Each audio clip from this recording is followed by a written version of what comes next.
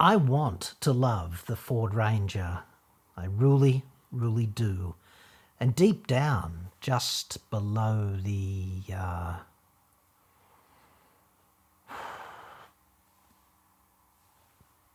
veranda, that damn Ranger whispers to my inner bogan, and my inner bogan loves it. This is a ute designed clearly to carry one particular kind of tool.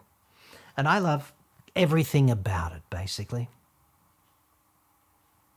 Well, almost everything.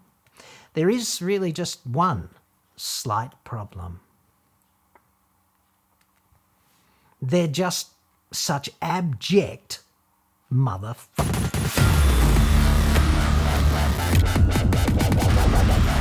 I'm John Cadogan from AutoExpert.com.au, new cars cheap, but Australia only. Website. Card. Consumer court is honestly one of the most hilarious places on earth.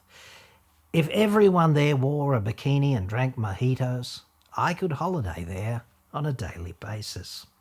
On the 31st of May, and it was updated just 4 days ago now, the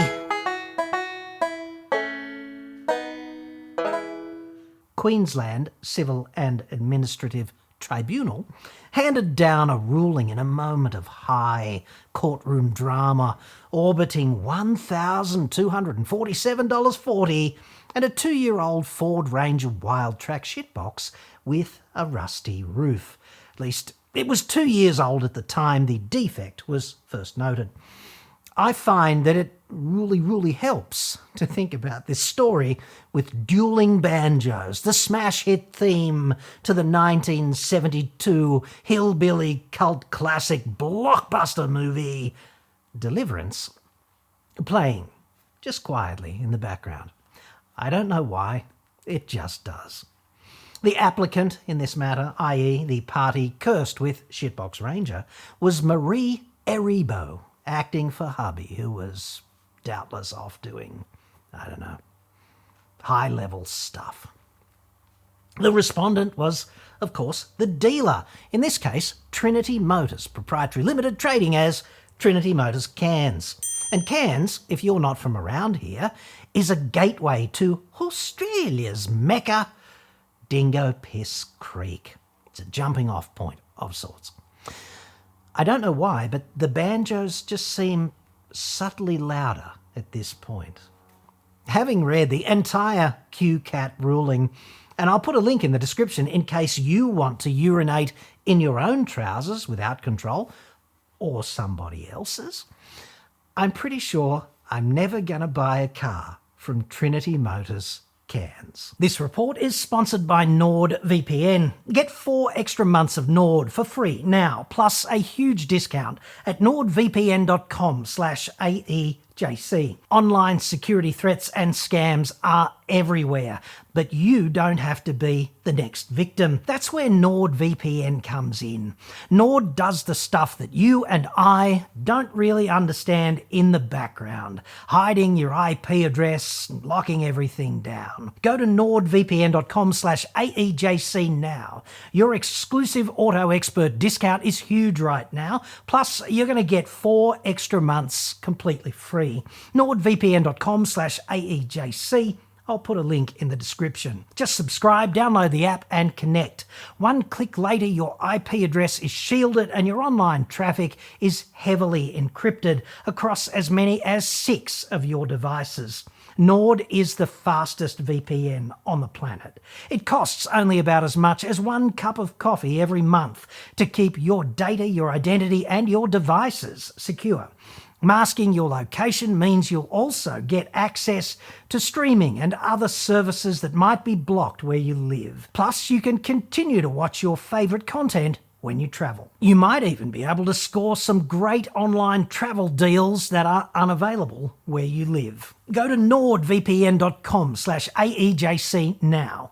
Boost your security and enjoy that huge discount plus those extra 4 months completely free. It's totally risk-free with Nord's 30-day money-back guarantee. That's nordvpn.com/AEJC. Link in the description. The curse of Rusty Ranger was imposed on the Erebos on the 31st of July 2019. But like any good Stephen King movie, everything seemed totally copacetic for a time. Then, in September of 2021, the honeymoon ended abruptly when the roof just started to rust with no warning, and all the dead animals emerged from their graves in the nearby pet cemetery, which is, let's face it, slightly less horrific, but always interesting. Allegedly, and this is after the Erebos paid for the extortionate paint protection, which you should never buy, which was also totally fucking ineffective, seemingly, and a stone chip protector, like a deflector thingo, equally tits on a bull, I would argue. When presented with rusty roof of 2-year-old Wild Track Chitois, the dealer, Trinity, goes, and here, I fear I must paraphrase, "Yeah, nah, that's some stone chips, mate. That's on you. Warranty doesn't cover that. Next." No word yet from Isaac Newton on how you could get so many rusty stone chips just on a roof, and nowhere else. Physics says unlikely. The Erebos then put it on Ford to replace the vehicle, as you do. Like, look, dude, even in the bleakest of horror movies, there needs to be some sort of comic relief. Ford sends a predictable 2-word response back, highlighting its twin customer service foundational pillars: sex and travel, broadly, of course. After you buy the vehicle, obviously you are dead to Ford, unless an opportunity to extract more cash presents itself. Then the Erebos go to the local panel beater, and he says, "Yeah, we can fix that for $1,247.40, which seems kind of specific and reasonable, I guess. This is a $65,000 vehicle with 3 years of factory warranty remaining, right? And neither Ford nor the useless dealer, Trinity, appears to be able to see that the smart thing to do in the circumstances is turn this frickin' frown upside down and just fix the damn problem and let happy customer proceed and recommend them all over town for being such unbelievably good blokes." This is what institutionalised, warranty-denying, consumer law-ignoring fuckwittery looks like, in my estimation. And the Erebos are up against 2 elite performers in this marathon, apparently. So the Erebos crack the shits, as you would, I'm presuming, and they file a claim with QCAT. They want the $1,247.40 for the repair, plus, of course, $10,000 in damages, which is a nice round number, purportedly to cover devaluation of the vehicle, plus costs. Plus, it costs them $127.50 to file the claim with QCAT, and they want that back too. We really do have to crank the banjo backing track right up at this point, I fear. That's right, dude. It's pig squealing o'clock. So QCAT directs the dealer to respond to this claim by June the 29th of 2022, and Trinity Motors just doesn't respond, right? Nothing says, it screams, keen to act like grown-ups and resolve this amicably, quite like deafening fucking silence. And I've had 5 ex-wives, dude, I know. Deafening silence is that point where you put the kitchen knives in the safe and you change the combination. The hearing was listed for 8 months hence at that time, which would be February of 2023, and still nothing from Trinity by then. So the matter ultimately got adjourned on that day. And then in September, months later, 2023, on the 1st of September, QCAT begs the Trinity Motors dealership for a response by the 12th of September, addressing in part why it had apparently given 0 fucks and a matching number of responses to QCAT to date. And predictably, Trinity just didn't respond. And yeah, this is a script perfectly written for a very dark automotive industry comedy, in my view.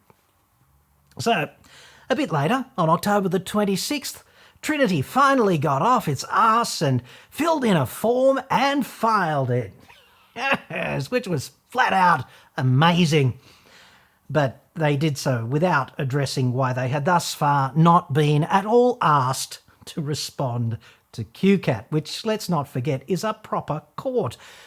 And their failure to respond was probably not because they had been so damn busy respraying people's roofs and fixing other warrantable defects, like, on the balance of probability, not that. Although the Erebos and Trinity Motors agreed on just one thing right about now, to wit, the roof was actually quite a bit rusty, the dealer alleged now that this was due to contamination on the paint, which they said the Erebos had not washed off in a reasonable time frame, such as tree sap or bird poo. According to the Erebos, the car was typically garaged and they washed it regularly. At this point, I'd have to say, A, this is quite a bit different to the dealer's initial stone chip hypothesis, isn't it? And of course, B, I really would like to think that you could actually render a vehicle as purportedly rugged and tough and durable as a Ranger Wildtrak in a 3-inch layer of very fresh pterodactyl poo and leave it there for several years on a whim before you just get up one day and gurney it off to reveal a pristine Ford shitbox from within this hermetic sarcophagus of shit. I'm kind of funny like that, I suppose. Plus, I think shit is a salient theme for this movie, or perhaps it's just an episode of a show. But anyway, if I'm reading the official judgment correctly, and I hope I am in between the lines, the judge could probably smell it also. I was not convinced by the respondent's position that this was caused by the applicant's negligence in not appropriately cleaning their car and allowing some external influence such as tree sap or bird droppings to remain on the car for an unreasonable time. I note that this is different to the position provided by the respondent after the initial inspection of the vehicle prior to the commencement of the proceedings, which is that it was impact damage such as a stone chip. The basis that the position has changed from the rust being caused by impact damage to the rust being caused by an external influence on the paintwork is unclear. That's the official judgment there, part of it. It's several pages long, hilarious. And I would say, yes, it is, dude. Agreed. Very fucking unclear indeed. And I do hope, heaven forbid, the dealer wasn't just literally making shit up for the sake of expedience. One thing they certainly did not do was offer any expert evidence from all of their diligent inquiries into what had actually caused the rust. It could be, once again, heaven forbid, just the result of shit quality control at the factory. Imagine that on a Ford. Ultimately, QCAT ordered Trinity Motors to fork over the $1,247.40 to the Erebos to get their roof fixed because it's not a major failure, and therefore the Erebos are not actually entitled to a refund or a replacement. What they get is a repair, and if one is not forthcoming in the time frame, they can recover the cost of said repair if they want, kind of how the law works.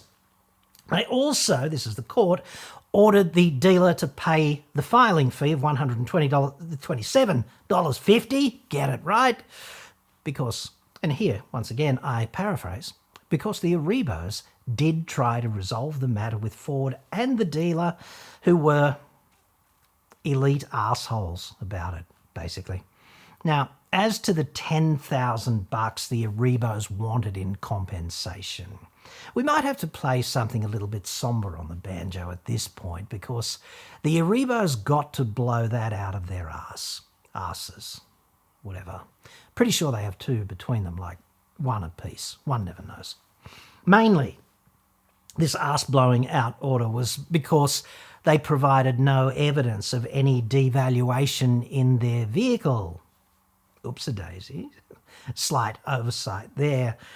They also wanted legal costs, like they wanted to recover the costs that they incurred for legal advice, but they provided no evidence that they had actually incurred any. Plus, Mrs. Erebo wanted costs for the alleged 300 hours that she had spent pursuing the matter administratively, but there wasn't evidence for that either, and you're not actually entitled to reimbursement for the time and the admin that it takes you to get a matter to QCAT, so there's that, according to the ruling. So, what have we learned from all of this, apart from that it's uncomfortable to sit here in trousers full of your own urine or someone else's? As I see it, the Erebos got a win wrapped in an exquisitely aged shit sandwich of consumer law. Bird shit, most probably seagull, they are, after all, in cans. The first slice of bread was laid out and weighed back in September of 2022 when the rust spots were first identified. And then the guano was just trailed on and on and on endlessly for the next 20 incredible months.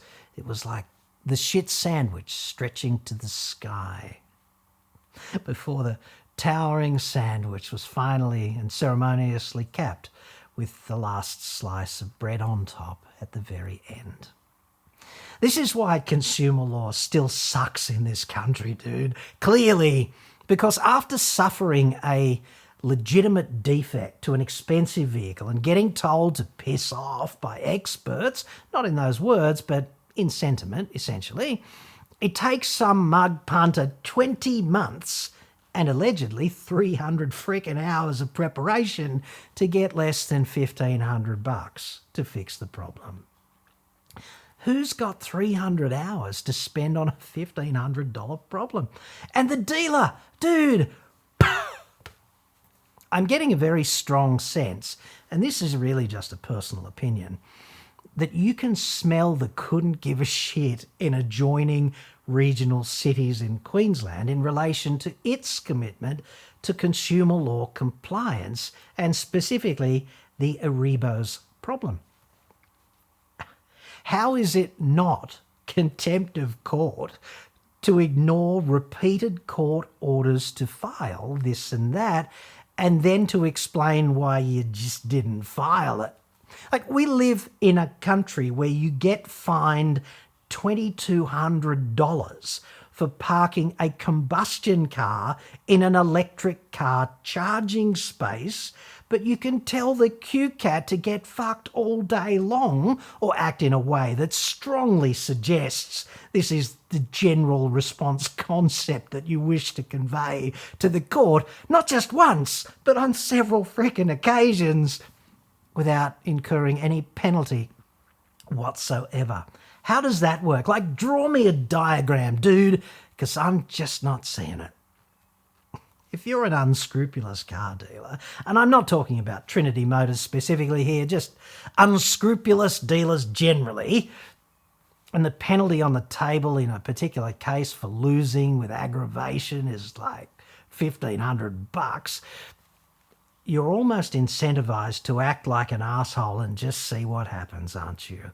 Like, you probably spend more than $1,500 on out-of-cake bursting strippers for the annual frickin' Christmas party. So, in my world, if it's less, the penalty, if it's less than the Christmas party stripper budget, it seems pretty trivial to me. Would such a ruling give them pause to consider changing their conduct towards similar punters in need in future? Probably not. If you're a dealer, right, and you've forgotten everything you ever knew about ethics, you're almost incentivized to play it this way, are you not? Like, if you filed against Satan in QCAT because the frickin' thermostat in hell was always broken, you know, it had been broken since the get-go and that wasn't in the brochure, this is exactly how the Dark Lord would play it, I'd suggest. This case really gets me back on track, therefore, by forcing me to confront the big problem with owning a Ford. Even one as boganlicious as the Ranger. Like, you marry the Ranger and she's a dead-set hottie who's up for everything. I get that, but you also get the mother-in-law from hell. And no discount for that, I note.